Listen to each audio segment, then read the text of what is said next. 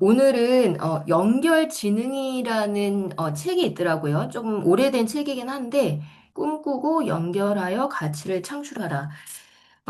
AI 시대죠. AI 시대고 이제 디지털 우리가 세상에 살고 있고 많은 사람들이 혼자 하는 것에 대해서 굉장히 편해하죠. 사람들을 만나는 것을 불편해하고 혼자 있는 것이 굉장히 자연스럽고 또 그것을 선호하는 것들을 많이 보게 됩니다. 올해 트렌드 책에 있었나요? 오히려 그 혼자 있는 거를 좋아하는 사람은 좀 내향적인 사람들이잖아요. 그래서 그 트렌드에도 한 그 꼭지에 그런 내용이 있었어요. 조용한 사람의 시대가 왔다.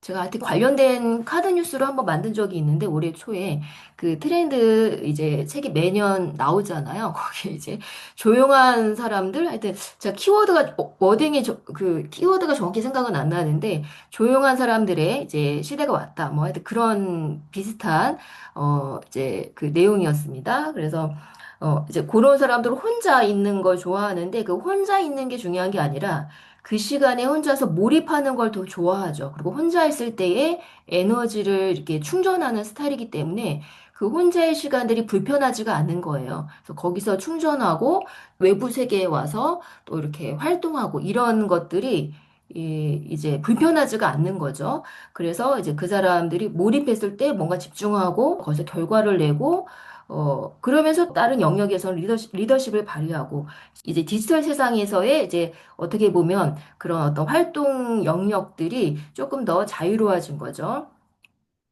그러니까 온오프가 될 수 있는 거죠. 우리가 혼자를 좋아하고 고립이 우리 어떤 루틴 안에서 중요한 부분이지만 우리가 연결되지 않으면 살 수 없는 존재인 것 같아요. 그래서 연결이 얼마나 나뿐만 아니라 우리 공동체 이 사회를 변화시키는지에 대한 굉장히 다양한 사례들이 나와 있는데요. 그중에 한두 가지만 소개해 드리면 예를 들면 이제 굉장히 그 화상 환자들이 있죠.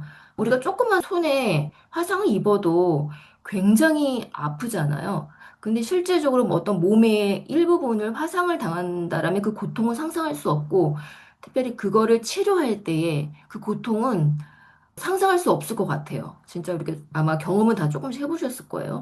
근데 아이들이 특별히 그 화상을 당하고 그거를 치료할 때에 아이들은 진통제를 쓰는데도 좀 한계가 있다고 해요. 그러면 그 고통은 상상할 수가 없어요. 그렇죠? 상상할 수가 없는데 이 아이들에게 실험을 한 거예요. 가상 공간에서의 그런 어떤 게임을 그 치료하는 중에 그 게임을 할 수 있도록 허락을 해준 거죠. 근데 이제 약물 치료도 병행을 하면서 특별히 이 게임 안에 자기가 이렇게 친분이 있는 뭐 부모나 친구들이 이제 들어와 있을 때는 더 효과가 있고 아무튼 그렇게 했을 때 실제로 연구 결과가 어떠냐 하면 이 뇌가 통증을 느끼는 동안 이렇게 원래는 이제 이게 크리스마스 트리처럼 불이 켜져 있대요. 그러니까 얼마나 고통스럽겠어요. 그 화상 자체도 고통스러운데 그 부위를 치료했을 때, 특별히 진통제를 어른들처럼 이렇게 더 많이 쓸 수 없는 그 환경에서 얼마나 고통스럽겠어요. 그래서 이 통증을 느낄 때에 뇌에 불이 켜져 있는데 이 가상 현실을 경험한 그때의 그 통증을 보면 그 통증과 관련된 뇌의 활동량이 확 떨어진대요. 그런데 약물 치료를 아주 안 할 수는 없죠. 근데 아이들이니까 요거를 결합하면 둘 중에 한 가지 있을 때보다도 효과가 더 좋고요. 특별히 이 가상 세계 안에서, 그러니까 이제 조금 더 친밀한 엄마나 가까운 사람이 같이 들어와서 함께 게임을 하면 더 효과가 있다고 합니다. 그러니까 그냥 가상 공간에서 우리가 뭐 SNS를 소비하는 어떤 그런 차원이 아니라 요즘 뭐 대학생들이나 친구들도 예전에는 저희 때는 뭐 얼리 MT도 가고 막 이렇게 오프라인을 전전했다면 요즘은 그 가상 공간에서 같이 게임하면서 그게 친목이죠. 그게 친목이잖아요. 그래서 하여튼 그 가상 공간에서 다른 사람들을 만나면서 특별히 친밀한 사람을 만나면서 연결됐을 때에 그 실제적으로 뇌의 그 통증과 관계된 뇌의 활동량이 확 떨어지더라.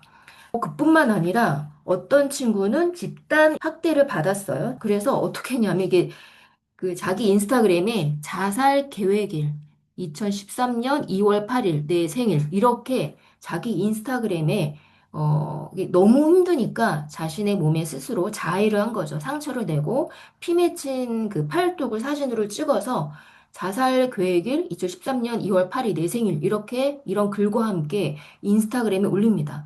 이거를 이제 공개적으로 이야기하면서 그걸 본 엄마는 어떻겠어요. 그래서 이렇게 가만히 있으면 안 되겠다 싶어서 우리 아이를 좀 도와달라라는 그런 메시지와 함께 그 웹사이트를 하나 만듭니다. 우리 아이 카렌을 도와주세요. 그 아이가 12살, 12살 아들입니다. 그래서 이 글을 보자마자 엄마가 이제 아이를 병원에 입원시키고 이제 웹사이트를 만나서 이 아이에게 편지를 그 웹사이트를 만들어서 페이스북 친구들에게 도와달라라고 이제 거듭 간청을 하는 그런 글을 올립니다. 그러니까 이 엄마가 잠이 오겠어요? 아들이 이제 입원하고 이제 그런 어떤 인스타그램에 그런 사진과 그런 글을 올렸는데 이 엄마는 그냥 편지 몇 통 정도만 기대를 했대요. 근데 뭐 카드와 편지가 수백 장에 이르고 뭐 2주가 지나자 노아의 생일에 2,000통의 편지를 또 받게 되고 페이스북에도 뭐 1만 5천 명의 그 새로운 친구가 생기고 그러니까 격려가 쏟아진 거죠. 얼마나 외롭고 그 시간이 힘들겠어요. 그런데 이거를 오픈하고 연결하는 순간에 굉장한 많은 격려와 그 위로의 편지를 받게 되죠.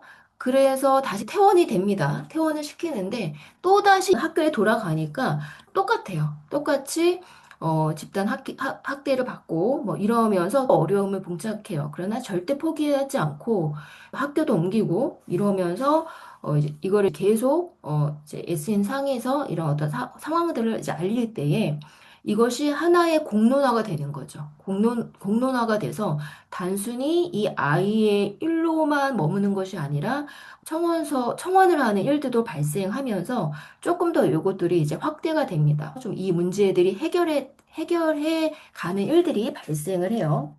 그러면서 연결하는 게 아무튼 이 책은 중요하다. 이거가 단순히 우리 개인의 어떤 SN 상의 연결뿐만 아니라 실제적으로 학대를 당하든지 어떤 굉장히 고통스러운 그런 일들을 경험했을 때에 이 연결을 했을 때 이것이 사회적인 파장으로 영향력이 확대되고 실제적인 고통의 경감, 문제가 해결되는 그런 일들을 보게 된다. 어떤 이런 사례들을 쭉쭉 얘기하는데 제가 지금 올해 그 한 3개월 정도 출판사 대표님들, 편집장님들과 출판 연구 모임을 했었거든요. 그래서 이제 그게 기수제로 돌아가는데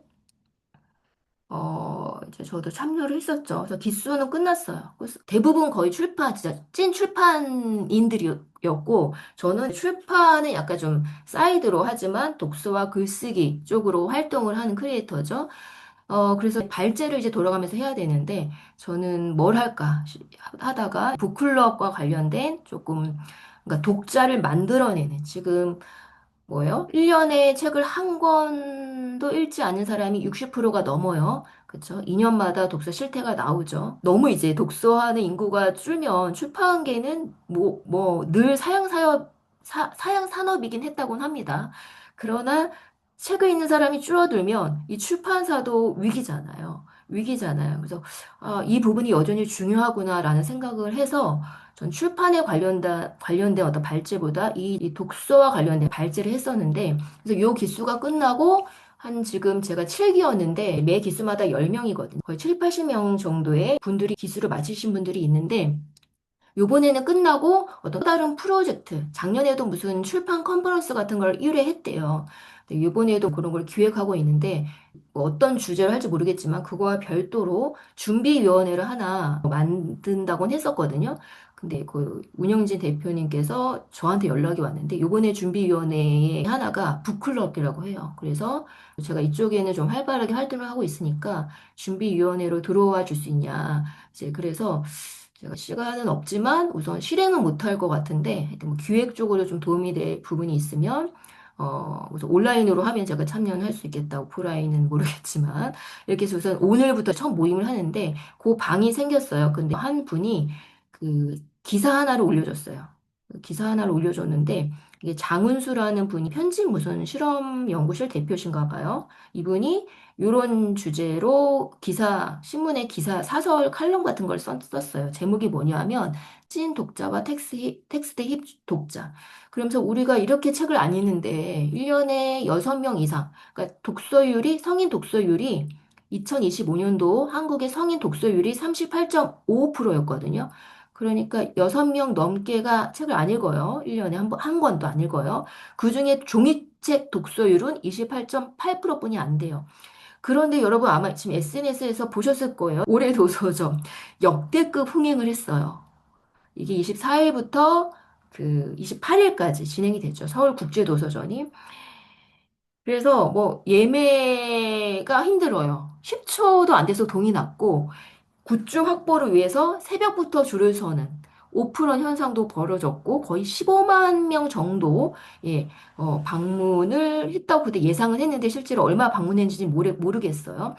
그러면서 이 이제 그 사설을 쓴 장은수 님이 그러니까 찐 독자는 여전히 읽고 쓰고 이야기 나누는 걸 좋아한다. 그러니까 그들은 뭐 이 도서전이 진행되든 말든 여전히 몰입해서 도서관과 서점을 찾고 또 책에 둘러싸여서 자기의 내면에 집중할 수 있는 그런 장소를 찾아서 책 읽는 걸 좋아하는데 이 텍스테이프 독자는 누구예요? 주로?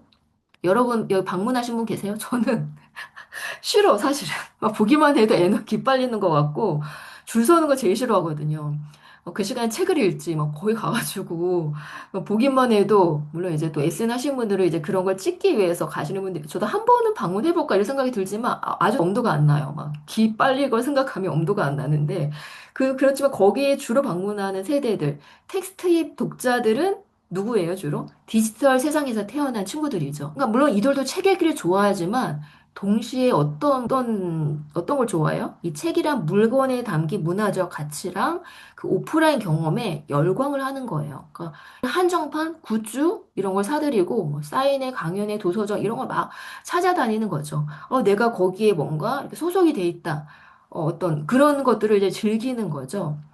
뭐 그럼 이들이 뭐 책을 안 읽냐? 아마 좀 안 읽는 친구도 이제 가면서 굿즈들을 사고 뭐 이러면서 그래서 저희 그래 같이 이렇게 저희 동기들 이제 거의 출판사 대표도 있고 하니까 막 우리 출판사에서 이런 굿즈를 만들었다. 아 이게 너무 잘 팔렸다. 막 이런 계속 실 상황들이 막 올라와요.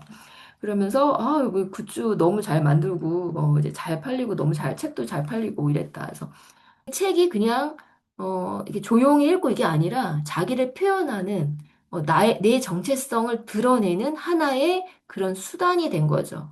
그리고 내가 이 도서전에 와 있다라는 것만큼 내 정체성을 보여주는 게 없는 거예요. 이거를 막 SNS에 내가 갔다 온 거 증거를 막 남겨야 되잖아요. 그 전에 찐 독자는 눈으로 책을 즐겼다라면 지금 텍스트입 독자는 책을 몸으로 즐긴다는 거예요. 책을 몸으로 즐긴다.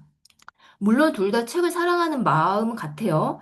그렇지만 사회적 행위가 조금 다른 거죠. 오히려 지금의 그 텍스트 힙 독자, 어떻게 보면 저희보다는 조금 젊은 세대일 수 있겠죠.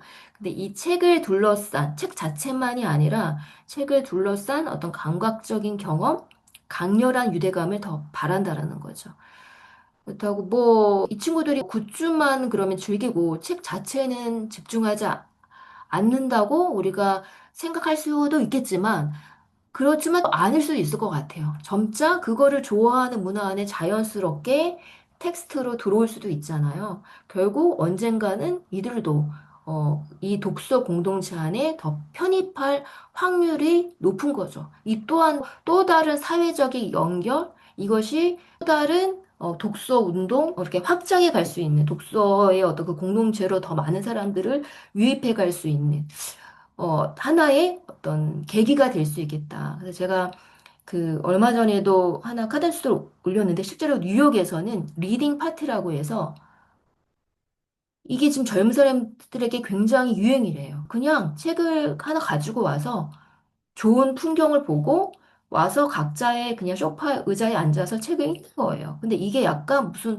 운동처럼 굉장히 뉴욕뿐만 아니라 이게 확장되고 있는 거예요. 그래서 저게 무슨 크게 이렇게 뭔가 뭐 이렇게 뭔가 될까 이렇게 생각할 수 있지만 이런 게 우리가 이렇게 굉장히 고립돼 있어서 저는 앞으로는 혼자를 좋아하지만 또 다른 연결에 이것이 결핍된 만큼 우리 인간의 본능은 필요하니까 이게 더 확장이 될 수밖에 없다고 생각하거든요. 그래서 또 다른 연결을 찾는 그 포인트에 많은 사람들이 그 결핍을 채우기 위해서 이제 그 자리에 갈 거거든요. 그것이 온라인이든 오프라인이든 처음엔 온라인에서 우리가 연결됐지만 오프라인이 귀해지는 시대이게 되기 때문에 찾아갈 거거든요. 그러면 그런 어떤 것들이 그런 감각을 선호한 친구들이 그 현장을 방문하고 내가 아직은 책을 좀 잘 못 읽지만 자연스럽게 독서하는 공동체로 이렇게 흡입되는. 그래서 아마 이제 오늘 준비위원회 회의도 기존에 이미 그걸 실험하는 한국에서도 그런 이제 분들이 계시긴 한데, 이렇게, 그러니까 우리가 지금 저랑 하는 보컬업은 정말 어떻게 보면 찐 독자.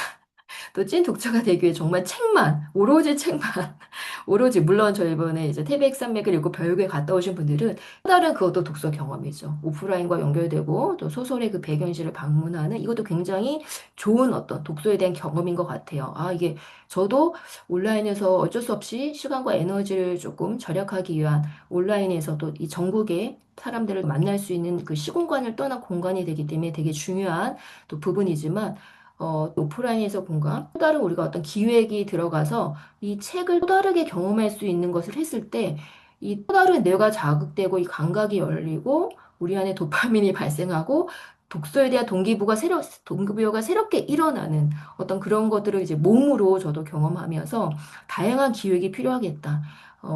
타깃이 다르잖아요. 애독자가 있고, 뭐 애독자는 이래나 저래나 책을 읽어요.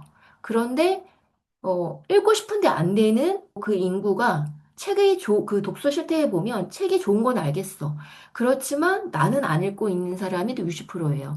그렇다 책에 대해 부정적이지 않거든요. 그러니까 이 사람들, 그러니까 책이 필요 없다는 게 아니라 책은 그래도 읽으면 좋아. 이건 알고 있는데 책은 안 읽고 있을 뿐이에요. 그럼 이 사람들을 어떻게 보면 이 독서 공동체, 커뮤니티에 포함시키는 일들을 해야 되잖아요.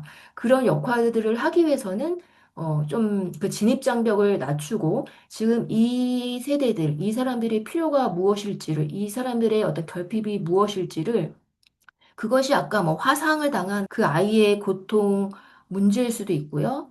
아까 그 집단 학대를 당한 아이의 그 고통과 외로움일 수도 있고요. 우리 안에도 다 그런 문제들이 다 있거든요. 그 문제가 사실은 책에 다 있는데 이 두 가지를 어떻게 다 연결시킬 수 있을까를 위해서는 독서를 경험할 수 있는 뭐 굿줄을 붙이든 어떤 뭐 산으로 가든 어떤 다양한 정말 그런 경험들을 제공하는 공간은 필요하겠다. 이것을 고민하고 연구하는 사람들, 이 공간을 만들어내는 사람들이 필요하겠다라는 생각이 듭니다. 아마 여러분이 지금 하고 있는 일이 있을 거예요. 여러분이 이 세상에 나와서 각자 사명을 느끼고 있는 부분이 분명히 있을 거예요. 근데 그 사명, 내가 좋아하는 일, 내가 그것을 좋아하게 됐던 그 과정 안에는 여러분만의 결핍이 있을 테고, 여러분만의 문제가 분명히 있을 거예요. 그 문제를 해결해 줬고, 그 결핍을 해결해 줬기 때문에 그것을 좋아하게 됐고, 지금 그것을 일로 만들어서 하고 계실 거고, 물론 그걸 찾아가는 분도 계시겠지만, 그렇다면 나는 그 문제를 이제는 누군가에게 그 문제를 해결해 주는 사람으로서 이 세상과 연결할 것인가. 아마 이런 부분들을 오늘은 고민해 보셨으면 좋겠습니다. 그 연결 속에서 단순히 내 개인의 문제를 해결했을 뿐만 아니라 이제는 누군가를 동일하게 내가 그거를 해소한 것처럼 내가 해결해주는 해결자로서 그 영향력을 확대해 주기 위해서는 분명히 그 문제로 고통당하는 사람이 있을 거예요. 그러면 연결해야 된다. 이 연결을 했을 때에 이 책의 어떤 부제도 꿈꾸고 연결하여 가치를 창출하라. 당신의 미래를 결정하는 단순하고 강력한 힘이다. 그래서 저도 뭐 혼자 제가 골방에서 오랫동안 책을 읽었다고 했잖아요. 실제로 퇴사 후에도 1년 반은 혼자서 골방에서 혼자 책만 읽었고. 근데 어떻게든 피곤한 일이지만 SNS를 하고 뭐 이렇게 글을 쓰고 하면 시간도 많이 잡아먹고요. 그 시간에 내가 책을 더 읽으면 더 많이 읽었겠죠. 좀 피곤도 하고 시간도 굉장히 많이 드는 일이에요. 어떻게 보면 그 시간을 내가 뭐 돈으로 환산하고 시간으로 환산하면 개인적으로 보면 더 많은 걸 할 수 있지만 이게 절대 시간과 에너지가 작게 들어가는 일은 아니거든요. 그렇지만 제가 혼자 했으면 혼자 문제만 해결했지만 어떻게든 제가 공적으로 나와서 연결하고 지금은 또 출판인들과도 조금 연결하고 이렇게 하면서 함께 성장을 하고 누군가는 그 책에 따라 누군가는 책을 통해서 해결하고 있고 이게 확장이 되고 있잖아요. 그래서 여러분들도, 예, 저도 그걸 조금 조금씩 하고 있는 사람이니까, 여러분들도 여러분만의 그런 사명, 문제, 결핍, 이제는 누군가를 내가 어떻게 도울 수 있을까? 관점에서 이게 연결지능이에요. 저도 극내향적이라고 했죠. 이건 내향인인지 외향인인지 상관이 없습니다. 지금은 내향인의 시대라고 트렌드에서도 얘기를 해요. 그럼 외향인은 더 잘할 수 있어요. 그러니까 상관이 없어요. 자기 성향과 상관이 없고요. 누구나 할 수 있습니다. 누구나 할 수 있어요. 내가 갖고 있는 지식과 경험은 다 다르다. 그걸 어떻게 연결할까? 지금 시대는 누구나 할 수 있는 기술이 다 오픈되어 있습니다. 그 기술을 배우기만 하시면 됩니다. 그래서 제가 조만간 콘텐츠 크리에이터 과정도 다시 오픈을 해야 될 것 같아요. 하여튼 어디선지 여러분 그 기술을 배워가지고 시작만 하시면 돼요. 시간은 좀 걸릴 수 있지만 꾸준히 그것을 연결하시면 필요한 사람들에게 그것이 닿으실 거고 그 영향력이 더 확장되실 것입니다. 그래서 우리에게 혼자 있는 능력도 지금 되게 필요해요. 왜냐하면 몰입을 하셔야 여러분의 시과 경험을 잘 정리할 수 있는데 그것뿐만 아니라 연결 지능도 필요하다. 연결 지능도 필요하다. 이 일들을 같이 해가셨으면 좋겠습니다. 네, 여러분 오늘도 좋은 하루 보내시고요. 내일 뵙도록 하겠습니다. 안녕히 가세요.